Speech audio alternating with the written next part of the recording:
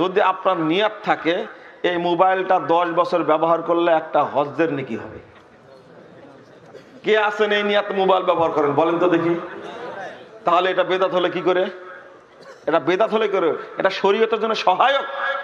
মাইকে আজান দিলে বেশি নেকি হবে মুখে আজান দেওয়ার চেয়ে, এই জন্য কেউ আজান দেয়।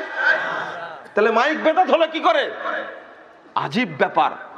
হতবাক, হুজুর দেখতে পায় না, হুজুর দেখতে পায় মোবাইল বেদাত, চশমা বেদাত, বিমান বেদাত, ট্রাক বেদাত, আর বাস বেদাত, কিন্তু টঙ্গীর মাঠের যে আখেরি বেদাত হয় এটাকে হুজুর বেদাত দেখতে পায় না। কেন দেখতে পান না বেদাত?